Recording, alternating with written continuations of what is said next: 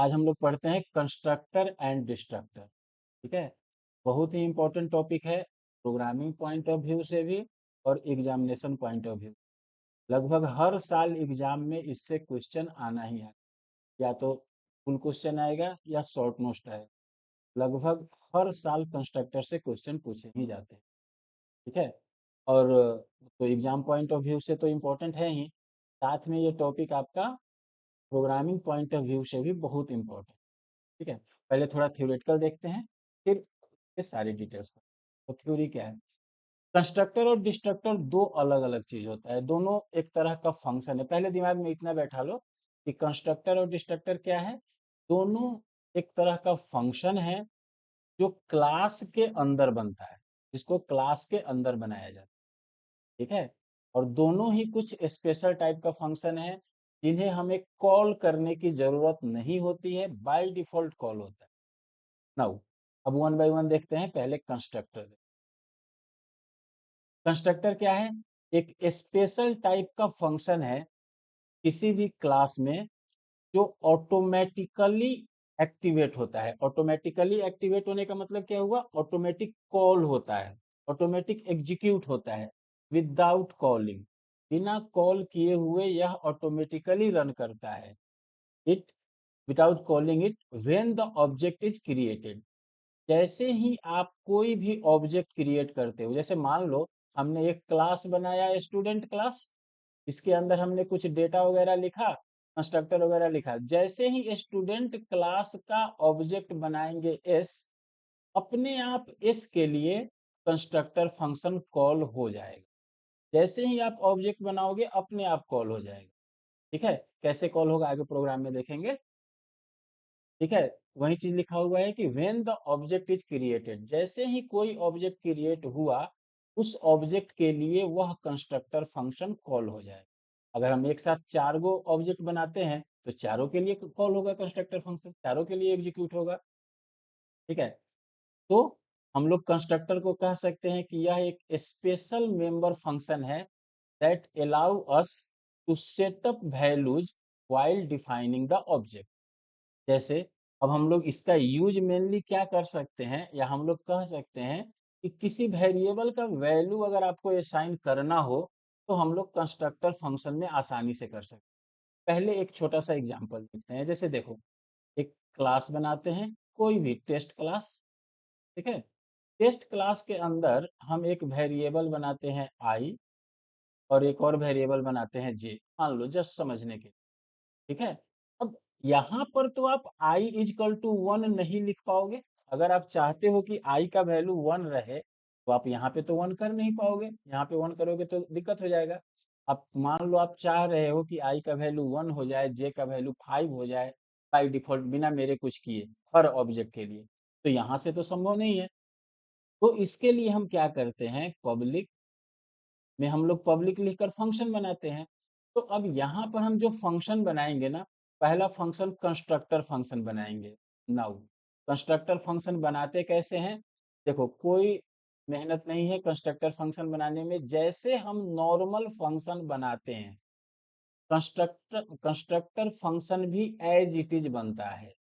जैसे normal function बनाते हैं वैसे ही, बस अंतर एक एगो होता है कि कंस्ट्रक्टर फंक्शन को आपको नाम देने की जरूरत नहीं है। बाय डिफॉल्ट उसका नाम टेस्ट रहेगा। बाय डिफॉल्ट उसका नाम, जो आपके क्लास का नाम है, वही रहेगा। प्लस आप इसमें रिटर्न टाइप भी कुछ नहीं दे सकते हो, और ना ही कोई वैल्यू आप रिटर्न करा सकते। ठीक है, यानी अगर हमको लिखना होगा तो हम ये नहीं लिखेंगे इंट और फिर फंक्शन का नाम, कंस्ट्रक्टर का नाम, वो नहीं लिखेंगे। सीधे वॉइड भी नहीं लिखेंगे, इंट भी, फ्लोट भी नहीं, कुछ भी नहीं। फंक्शन का नाम क्या होगा मेरा? सीधा टेस्ट। टेस्ट क्यों? क्योंकि क्लास का नाम है। जो भी नाम उस क्लास का होगा उसी नाम से हम एक फंक्शन बनाएंगे। ठीक है, इस फंक्शन में रिटर्न वगैरह कुछ नहीं होगा। और इस फंक्शन के अंदर हम लोग को जो भी कुछ करना है, जैसे आई इजकल टू 1 लिखना है तो 1 लिख देंगे, जे इजकल टू 5 लिखना है लिख देंगे। ताकि फिलहाल क्लास को बंद कर देते हैं यहाँ पे। अब अगर इसी चीज को हम मेन के अंदर कॉल करें, जैसे अगर हम लिखेंगे void main, अब मेन के अंदर, सॉरी यहाँ पे तो प्रिंट कराने का तो फंक्शन हमने लिखा ही नहीं, चलो एगो शो फंक्शन भी लिख देते हैं, मान लो वॉइड। तो इसमें क्या करेंगे, सीधे सी आउट आई को शो कर लेंगे और जे को शो कर लेंगे, ऐसे ही बस सिंपल सा आई और जे को दिखाने के लिए। आई और जे में वैल्यू कहाँ डाला गया, इसमें। अब देखो जब मेन फंक्शन बनाएंगे, मेन प्रोग्राम बनाएंगे, तो मेन में हम लोग सिर्फ इस क्लास टेस्ट का ऑब्जेक्ट बना दिए टी। जैसे ही टी ऑब्जेक्ट बनाए, अपने आप इसका ये टेस्ट वाला फंक्शन एग्जीक्यूट कर गया। जैसे ही एग्जीक्यूट किया, आई का वैल्यू 1 हो गया, जे का वैल्यू 5 हो गया। अब आपको कुछ नहीं करना है, सीधा टी डॉट शो करो। सिर्फ आप शो ही करोगे तो आपको ये 1 और 5 प्रिंट कर, यानी इसका इस वेरिएबल का वैल्यू अपने आप इनिशियलाइज हो, आपको इनिशियलाइज करने का जरूरत नहीं पड़ा। ठीक है, यहाँ तक कोई दिक्कत नहीं ना? चलो अब इसको एक नॉर्मल एग्जाम्पल से देखते हैं, जो आपके नोट्स में दिया हुआ है। जैसे देखो यहाँ पर एक प्रोग्राम आपके नोट्स में लिखा हुआ है, वो देखते हैं, समझते हैं। एक क्लास बना इंटीजर नाम से, इसके अंदर प्राइवेट एक वेरिएबल बना आई, public void get data. Get data क्या हो गया, इनपुट लेने के लिए। इसमें हम लोग लिख दिए सी आउट इंटर एनी इंटीजर, कोई भी इंटीजर वैल्यू दोगे सी इन आई, तो उस आई को असाइन हो जाएगा। जैसे ही गेट डेटा फंक्शन कॉल होगा, तो जो भी वैल्यू आपसे इनपुट मांगेगा, इनपुट दोगे आई में चला जाएगा। देखो यहाँ पे इनपुट लेने का ही तीन चार तरीका है। एक तो तरीका ये हो गया कि आपसे इनपुट मांगा और इस इनपुट को दे दिए। यहाँ पर है कि आप मेन में इनपुट मांगो और सेट डेटा में वो डेटा पास करा दो, आई का वैल्यू सेट हो जाएगा यहाँ से। तीसरा ये तरीका है कि आप सीधे इंटीजर फंक्शन बना लो। इंटीजर फंक्शन क्या हुआ, वही कंस्ट्रक्टर फंक्शन, नहीं, सीधा कंस्ट्रक्टर फंक्शन बना लो और उसमें आई इक्वल टू 0 दे दो, तो आई का वैल्यू 0 हो गया। या कंस्ट्रक्टर फंक्शन बनाओ, उसमें एक पैरामीटर दे दो और वही पैरामीटर का वैल्यू आई को दे दो, तो उसमें जो वैल्यू आया रहेगा वो मिल जाएगा इसको। फिर वॉइड डिस्प्ले करो, जो भी डिस्प्ले करोगे यहाँ से डिस्प्ले हो जाएगा। कहने का मतलब क्या है, यहाँ पे आपको चार पांच तरीका दिख रहा है डायरेक्ट, जिसका यूज करके आप इनपुट ले सकते। अब अभी थोड़ा सा कंफ्यूजन हो रहा होगा, क्योंकि यहाँ पे एक साथ ही तीन चार डेटा दिया हुआ है।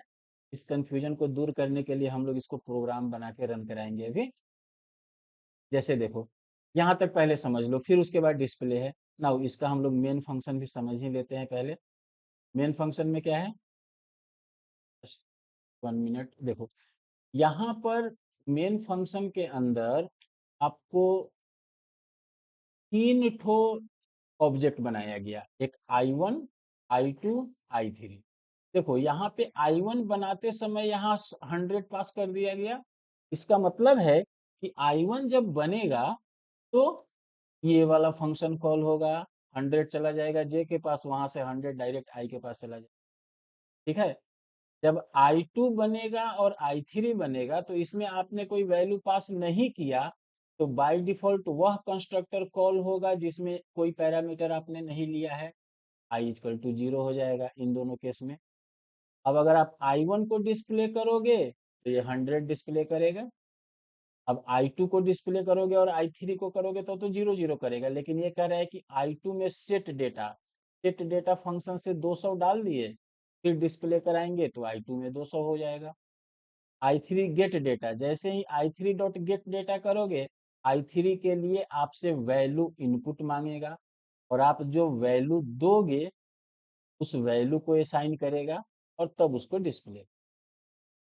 क्लियर, यहाँ तक समझ में आ रहा है? एक ये थोड़ा सा थ्योरेटिकल और है, इसको पढ़ लेते हैं, उसके बाद ना कंस्ट्रक्टर को रन करा के देखते हैं। देखो, टू मेक द कंस्ट्रक्टर, ये बहुत इंपॉर्टेंट पॉइंट है, इसको याद रखना। To make the constructor, the name of the function should match with class name. मतलब क्या हुआ, कंस्ट्रक्टर का नाम हमेशा क्लास नेम के जैसा होना चाहिए।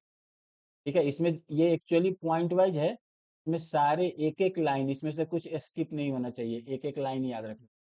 Should match with class name. अगला पॉइंट क्या है? It does not have any return type. इस फंक्शन में कोई भी रिटर्न टाइप नहीं होता है। ठीक है। इट कैन हैव आर्गुमेंट और मे नॉट, मतलब आर्गुमेंट हो भी सकता है, आर्गुमेंट नहीं भी हो सकता है। आर्गुमेंट एक हो सकता है, दो हो सकता है, 10 हो सकता है, नहीं हो, यानी हर तरह से कंस्ट्रक्टर बना सकते हैं, और उसी को बोलते हैं कंस्ट्रक्टर ओवरलोडिंग। ठीक है।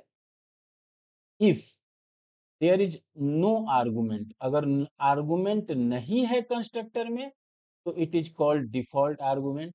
देखो, यहीं पे आपको कंस्ट्रक्टर का टाइप भी समझ में आ जाएगा। कंस्ट्रक्टर कितने टाइप का होता है? तो मेनली तीन तरह का होता है। कौन कौन सा? एगो हो गया default argument. Default argument constructor कौन है? इस कंस्ट्रक्टर में हम कोई आर्गुमेंट नहीं भेजेंगे, वो डिफॉल्ट कंस्ट्रक्टर हो गया। But if there is an argument, अगर उसमें आर्गुमेंट भेजेंगे, तो उसको हम लोग, देखो, कॉल्ड ओवरलोड कंस्ट्रक्टर। कंस्ट्रक्टर का ओवरलोडिंग भी हो गया, या फिर उसे हम लोग पैरामीटराइज कंस्ट्रक्टर, या फिर हम लोग उसको पैरामीटराइज कंस्ट्रक्टर कहेंगे। मतलब अगर कंस्ट्रक्टर एक से ज्यादा है, तो ओवर कंस्ट्रक्टर ओवरलोडिंग भी हो गया, और जब एक से ज्यादा आप बनाओगे तो उसमें पैरामीटर देना ही पड़ेगा, तो पैरामीटराइज कंस्ट्रक्टर हो गया। ठीक है। तो ये दो टाइप का कंस्ट्रक्टर भी देख लिए आप, एक डिफॉल्ट कंस्ट्रक्टर और एक पैरामीटराइज कंस्ट्रक्टर। एक और तीसरा होता है कॉपी कंस्ट्रक्टर, उसको भी आगे देखेंगे। उसके बाद there may be multiple parameterize constructor. देखो, पैरामीटराइज कंस्ट्रक्टर, देखो डिफॉल्ट कंस्ट्रक्टर तो एक एक हो सकता है, क्योंकि उसमें पैरामीटर नहीं रहेगा, और जब पैरामीटर नहीं रहेगा तो उस तरह का कंस्ट्रक्टर एक ही हो सकता है। लेकिन अगर हम उसमें पैरामीटर डालेंगे, तो पैरामीटर एक हो सकता है, पैरामीटर दो हो सकता है, पैरामीटर तीन हो सकता है।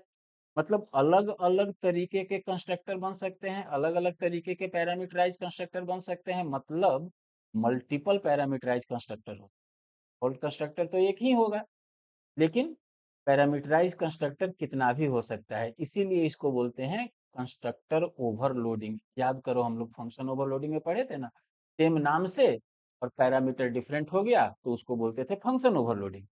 तो कंस्ट्रक्टर के केस में भी वही है, नाम सेम रह गया, और अगर नंबर ऑफ पैरामीटर चेंज हो रहा है, तो उसे हम लोग कंस्ट्रक्टर ओवरलोडिंग कहेंगे।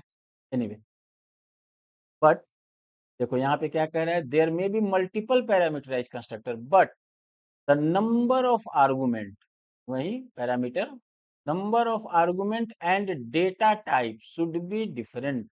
वही होता है ना कंस्ट्रक्टर ओवरलोडिंग में, फंक्शन ओवरलोडिंग में, कि पैरामीटर का टाइप या फिर पैरामीटर का नंबर अलग होना चाहिए। मतलब एगो एगो है तो एगो में दूगो होना चाहिए, एगो में तीन गो होना चाहिए, या फिर किसी में फ्लोट है तो किसी में कैरेक्टर होना चाहिए, किसी में इंट होना चाहिए, तो अलग अलग हो जाएगा। किसी भी तरह से अलग अलग पैरामीटर हो जाएगा, तो आप जिस तरह का पैरामीटर पास करोगे उस तरह का कंस्ट्रक्टर कॉल होगा।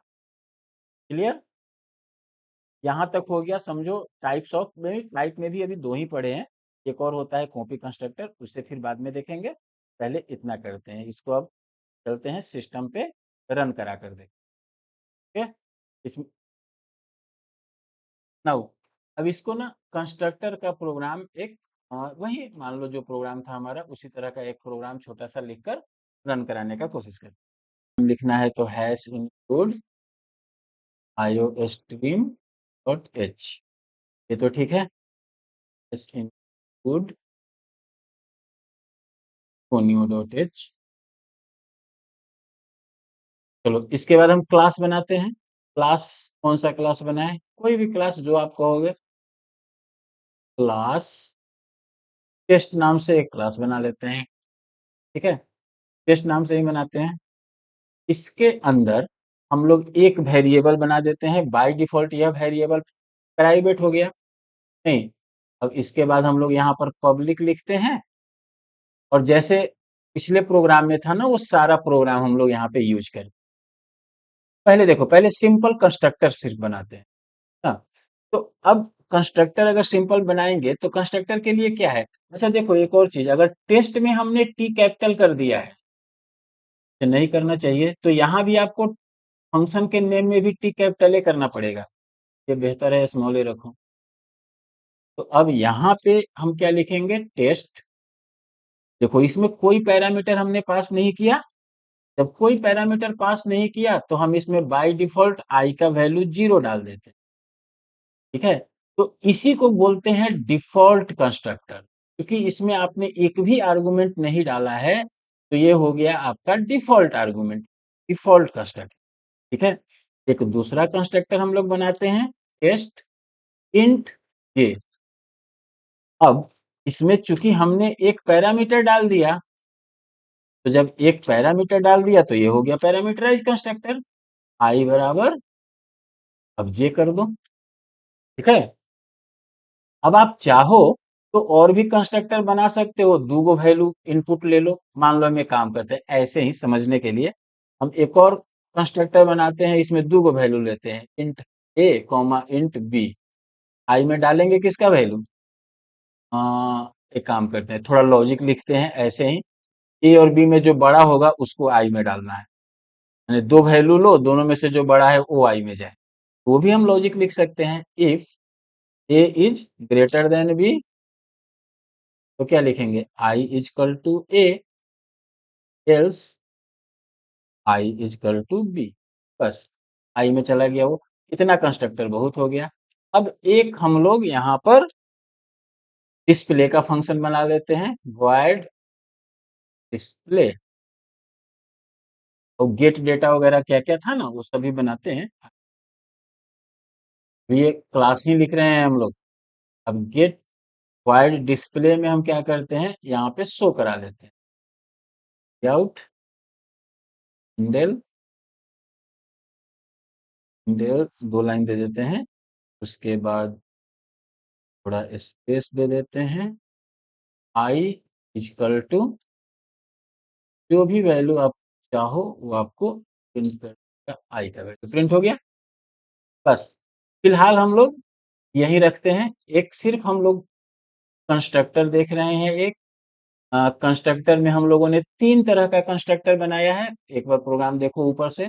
एक क्लास टेस्ट हमने बनाया जिसमें आई नाम का डेटा है, इसके अंदर हमने तीन कंस्ट्रक्टर लिखा। एक कंस्ट्रक्टर डिफॉल्ट कंस्ट्रक्टर है जिसमें कोई पैरामीटर नहीं है, उसमें आई का वैल्यू 0 सेट कर रहे हैं। एक ऐसा कंस्ट्रक्टर है जिसमें एक वैल्यू हम पास कर रहे हैं, एक वैल्यू पास कर रहे हैं उसी को असाइन कर रहे हैं, और एक ऐसा कंस्ट्रक्टर है जिसमें दो वैल्यू पास कर रहे हैं और दोनों में से जो बड़ा है वो आई को असाइन हो। ठीक है, ये तीन कंस्ट्रक्टर है और एक डिस्प्ले का फंक्शन है, आई के वैल्यू को डिस्प्ले करके हम देखेंगे कौन सा कंस्ट्रक्टर काम किया। ठीक है, अच्छा, ये प्रोग्राम का एग्जाम्पल आप दो तरह का हो गया। अब ये इसमें एक तो आपको डिफॉल्ट कंस्ट्रक्टर समझ में आ गया, पैरामीटराइज कंस्ट्रक्टर समझ में आ गया। अब जैसे ही सेम नाम से, हम लोगों ने फंक्शन में भी पढ़ा था कि अगर सेम नाम का दो फंक्शन हुआ तो हम लोग क्या कहते हैं, फंक्शन ओवरलोडिंग। तो यहाँ भी तो सेम नाम से ही ना दो तीन फंक्शन है, टेस्ट टेस्ट टेस्ट, तो अभी फंक्शन नहीं कंस्ट्रक्टर है, तो हम लोग इसको कंस्ट्रक्टर ओवरलोडिंग कह सकते हैं, या कहते ही हैं। अगर आपसे एग्जाम में कंस्ट्रक्टर ओवरलोडिंग पूछा तो आपका ये एग्जाम्पल चल, या फिर टाइप ऑफ कंस्ट्रक्टर पूछा उसमें भी चलेगा। अब हम लोग ना यहाँ पे मेन फंक्शन लिखते हैं, मेन प्रोग्राम। मेन में क्या करना है, void मेन, अब भी जानते हो। इसके बाद दो लाइन तो पहले लिख ही देना है, CLR SCR, आंख बंद करके, नहीं, और एक गेट सी, ये तो सब में लिख। अब इसके बीच में हम लोग क्या करते हैं, इस टेस्ट क्लास का ऑब्जेक्ट बनाते हैं। तीन तरह का ऑब्जेक्ट बनाते हैं, एक हम बनाते हैं सीधा टी। देखो, क्योंकि हमने तीन तरह का कंस्ट्रक्टर लिखा है, एक में कोई पैरामीटर नहीं, एक में एक पैरामीटर, और एक में दो पैरामीटर, तो हम इस तरीके से ऑब्जेक्ट बनाते हैं, तीन ऑब्जेक्ट बनाते हैं, और तीनों इस तरीके से बनाते हैं कि तीनों अलग अलग कंस्ट्रक्टर को कॉल करें। अच्छा, जब भी कॉल होगा तो एक ही वो कंस्ट्रक्टर कॉल होगा तीनों में से। जब भी, अभी हम लोगों ने क्या पढ़ा था कि जैसे ही आप ऑब्जेक्ट बनाओगे कंस्ट्रक्टर कॉल होगा। कंस्ट्रक्टर कयोगो रहे, कॉल कोई एक ही होगा। तो जैसे ये पहला हमने बनाया टेस्ट T1, तो जैसे ही हमने T1 बनाया और इसके साथ हमने कोई वैल्यू पास नहीं किया, तो बाय डिफॉल्ट यह डिफॉल्ट कंस्ट्रक्टर को कॉल करेगा, क्योंकि डिफॉल्ट कंस्ट्रक्टर में भी कोई पैरामीटर नहीं होता है। चलो दूसरा हम इसका ऑब्जेक्ट बनाते हैं T2, और T2 में हम एक डेटा डालते हैं 5। तो अगर हम इसमें एक पैरामीटर दिए हैं ऑब्जेक्ट बनाते वक्त, तो इसका वही कंस्ट्रक्टर कॉल होगा जिसमें एक पैरामीटर डाला होगा। तो जिसमें एक पैरामीटर डाला हुआ होगा, ये 5 सीधे असाइन हो जाएगा किसको, आई को। क्लियर। नाउ एक और हम बनाते हैं तीसरा टेस्ट T3। इसमें हम कह रहे थे कि दो गो पैरामीटर भेजते हैं, तो एगो हम भेज देते हैं 7, एगो भेज देते हैं 9। तो अभी क्या होगा, ये क्या कह रहा था कि हमारा जो दो गो डेटा जाएगा, दोनों में से जो बड़ा वाला वैल्यू होगा वो असाइन होगा आई में। तो अभी 7 और 9 भेजेंगे तो 9 असाइन होगा। अच्छा, आगे पीछे से मतलब नहीं है, हम लोग एक बार फिर चेंज करके भी देख लेंगे। तो इस तरीके से हम लोगों ने वैल्यू भेज दिया। अब हम लोग तीनों को डिस्प्ले करा के देख लेते हैं। T1 डॉट डिस्प्ले, तो इसमें आई का वैल्यू क्या लिखता है, T2 डॉट डिस्प्ले, इसमें आई का वैल्यू क्या देता है, और T3 डॉट। अभी हमको समझ में आ जाएगा पहले क्या प्रिंट करता है। आइडियली प्रोग्राम हम लोगों ने जिस हिसाब से बनाया है, उस हिसाब से पहले प्रिंट करना चाहिए। पहले T1 को डिस्प्ले करा रहे हैं, तो T1 में क्योंकि हमने कोई डेटा पास नहीं किया है, तो T1 डॉट डिस्प्ले आई के वैल्यू को प्रिंट कराएगा, और आई के वैल्यू बाई डिफॉल्ट 0 है, क्योंकि हमने 0 पास किया था उसमें। तो T1 डॉट डिस्प्ले को प्रिंट करना चाहिए 0। T2 डॉट डिस्प्ले को प्रिंट करना चाहिए, क्योंकि इसमें हमने 5 पास किया है और 5 उसको असाइन हुआ है, तो T2 डॉट डिस्प्ले को 5 प्रिंट करना चाहिए। और T3 डॉट डिस्प्ले को क्या करना चाहिए, तो ये इसमें दो पैरामीटर है, दोनों में से चेक करेगा जो बड़ा है वो, यानी 9। यानी प्रिंट होना चाहिए अभी पहले 0 फिर 5 फिर 9, तब आई बराबर। अब रन करा कर देखो, देखो पहले 0 फिर 5 फिर 9। पहला T1 का है, दूसरा T2 का है, तीसरा T3 का है। क्लियर, यहां तक समझ में आया। ठीक है ना। ना वो अभी देखो, अच्छा ऐसा नहीं है कि हम ये 7 पहले या 9 पहले, आप इसको चेंज कर सकते हो। पहले 9 भेजते हैं, हाँ, बाद में 7, तो भी ये 9 ही लेगा, क्योंकि बड़ा 9 है।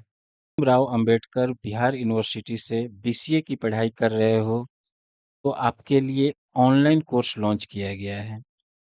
इस कोर्स में आपको सारे सेमेस्टर के notes, video lectures, previous year solutions, model questions for current year, साथ ही डाउट सपोर्ट और एग्जाम ओरिएंटेड गाइडेंस मिलेगा। ऐप आप प्ले स्टोर से डाउनलोड कर सकते हैं। इसका नाम PCA tutorial by Prabhat sir है। Thank you. तो यहाँ तक हम लोगों ने देखा डिफॉल्ट कंस्ट्रक्टर और फिर पैरामीटराइज। तीसरा एक टाइप होता है जिसको हम लोग बोलते हैं कॉपी कंस्ट्रक्टर। कॉपी कंस्ट्रक्टर का मतलब क्या होता है, copy constructor is the constructor that used to declare and initialize the object from another object है। मतलब कॉपी कंस्ट्रक्टर क्या करता है, यह जो ऑब्जेक्ट आपने बनाया, उस ऑब्जेक्ट को किसी दूसरे ऑब्जेक्ट से कॉपी करता है। मतलब मतलब ये हुआ कि ऑब्जेक्ट बनाते वक्त हम लोग कोई डेटा नहीं भेजेंगे, हम लोग के पास पहले से उस क्लास का जो ऑब्जेक्ट है, उस ऑब्जेक्ट को पास कर देंगे, उस ऑब्जेक्ट का कॉपी बन जाएगा। नया ऑब्जेक्ट एक बनेगा जो किसी पुराने ऑब्जेक्ट का कॉपी हो। ठीक है। A copy constructor is the constructor that use to declare and initialise the object from another object, यानी किसी दूसरे ऑब्जेक्ट का कॉपी बनेगा, नया ऑब्जेक्ट जब हम कॉपी कंस्ट्रक्टर का यूज करेंगे तो। A copy constructor takes a reference, copy constructor क्या करता है, रेफरेंस लेता है to an object of the same class, same class का रेफरेंस लेता है एज अ आर्गुमेंट, में आर्गुमेंट के रूप में। जैसे यहाँ पर एक छोटा सा कॉपी कंस्ट्रक्टर का एग्जाम्पल है, पहले इसे देखो क्या है। आप सॉरी, यहाँ पे एग्जाम्पल है जैसे iostream.h दे दिया, वो तो ठीक है। क्लास कोड, इसमें वो इंट आई नाम का आईडी नाम का वेरिएबल बना। यहाँ पर क्लास का नाम कोड है, तो एक कोड नाम का कंस्ट्रक्टर बना जिसमें कोई पैरामीटर नहीं है, तो ये डिफॉल्ट कंस्ट्रक्टर हो गया। फिर एगो कोड नाम का कंस्ट्रक्टर बना जिसमें इंट ए एगो वेरिएबल पास है, ए बराबर आईडी कर दिए, तो ये सिंगल पैरामीटर वाला कंस्ट्रक्टर बना। तीसरा जो कंस्ट्रक्टर है इसमें देखो कोड, और इसके इस कंस्ट्रक्टर के अंदर क्लास का नाम दिया गया, और इसका m%x कहने का मतलब हुआ कि किसी दूसरे ऑब्जेक्ट का रेफरेंस आप पास करा रहे हो। याद है ना, रेफरेंस वेरिएबल में हम लोग m% यूज करते थे। तो ये रेफरेंस पास करा रहे हो दूसरे वेरिएबल का। जैसे ही आपने रेफरेंस पास किया यहाँ पे m%x, तो इसके ओरिजिनल आईडी में आप डाल दिए x.id, यानी जो ऑब्जेक्ट आप इसमें पास किए वह ऑब्जेक्ट x में आ जाएगा। तो उस ऑब्जेक्ट का जो आईडी है वह आईडी आप अभी जो बन रहा है उसको दे दिए, और बाद में तो डिस्प्ले आउट आईडी वही है जो हम लोग उधर प्रोग्राम बनाए हैं, उसमें इस चीज को चल के इनकॉर्पोरेट करेंगे नाउ। अब इस चीज के लिए यहाँ पे प्रोग्राम देखोगे, तो प्रोग्राम तो बेसिकली अभी जो बना है ये कैसा है, कोड ए, इसमें 100 पास हुआ। ये देखो कोड बी, और बी नाम का ऑब्जेक्ट बना और इसमें एक ए नाम के ऑब्जेक्ट को पास किया गया है। यही वो फंक्शन है, यही वो कॉलिंग है जो कॉपी कंस्ट्रक्टर को कॉल करे, जो कॉपी कंस्ट्रक्टर को कॉल करेगा। और ए के अंदर जैसे 100 था, वही 100 वैल्यू बी के कोड को भी दे देगा। Similarly code c equal to a, अगर इस तरीके से भी आप लिखते हो तो भी आपका कॉपी कंस्ट्रक्टर कॉल हो रहा है। इस तरीके से भी आप लिख सकते हो। लेकिन देखो, ये अभी आप कहोगे, जैसे अभी हम लोग कहते हैं, यहाँ देखो एक सिंपल सा एग्जांपल। अभी हम लोग क्या कहते हैं, मान लो इंट ए बराबर 5 लिखें, ठीक है, या हम लोग लिखें इंट ए और नीचे लिख दे ए बराबर 5। अभी हम लोग को तो लगेगा कि ये दोनों कोड सेम है, नहीं, हमारे हिसाब से दोनों कोड में कोई डिफरेंस है। ऊपर वाला एक ही लाइन में ए नाम का वेरिएबल बना है, उसमें 5 डाल दिए। नीचे वाले में पहला लाइन में ए नाम का वेरिएबल बना है, दूसरे लाइन में ए में 5 वैल्यू आपने डाला। क्लियर? तो ये तो हो गया नॉर्मल कॉन्सेप्ट, यहाँ पे आपने ऐसे किया। नाउ ये, हाँ, तो यहाँ पे इस हिसाब से हमको दिख रहा है कोई अंतर नहीं है। लेकिन यही काम जब हम क्लास के साथ कर रहे हैं तो इसमें डिफरेंस है। देखो क्या है डिफरेंस, एक यहाँ पे किया गया है कोड सी इजकल टू ए। तो कोड सी इजकल टू ए जब किया गया तो यहाँ पर सी नाम का ऑब्जेक्ट बना, और उसी समय ए उसमें असाइन हो गया, यानी यह कॉपी कंस्ट्रक्टर वाले फंक्शन को इसने कॉल। और जब कॉपी कंस्ट्रक्टर वाले फंक्शन को कॉल किया तो सीधे ए का वैल्यू कॉपी हो गया। क्लियर? नाउ दूसरा केस देखते हैं, ये वाला। जैसे ही पहला लाइन में इसने कोड डी, एक डी नाम का ऑब्जेक्ट बनाया, तो जब डी नाम का ऑब्जेक्ट बनाया तो बाय डिफॉल्ट यहाँ पर ऑलरेडी कंस्ट्रक्टर कॉल हो गया। कौन सा कंस्ट्रक्टर, कोई पैरामीटर नहीं है तो डिफॉल्ट कंस्ट्रक्टर। तो बाय डिफॉल्ट इसने डिफॉल्ट कंस्ट्रक्टर को तो यहीं पे कॉल कर लिया। अब जब इसने डिफॉल्ट कंस्ट्रक्टर को कॉल कर लिया तो कॉपी कंस्ट्रक्टर तो कॉल होगा नहीं, क्योंकि मैंने आपको शुरू में बताया था कंस्ट्रक्टर कोई एक ही कॉल होगा, एक। अगर आप भीमराव अंबेडकर बिहार यूनिवर्सिटी से बीसीए की पढ़ाई कर रहे हो तो आपके लिए ऑनलाइन कोर्स लॉन्च किया गया है। इस कोर्स में आपको सारे सेमेस्टर के notes, video lectures, previous year solutions, model questions for current year, साथ ही डाउट सपोर्ट और एग्जाम ओरिएंटेड गाइडेंस मिलेगा।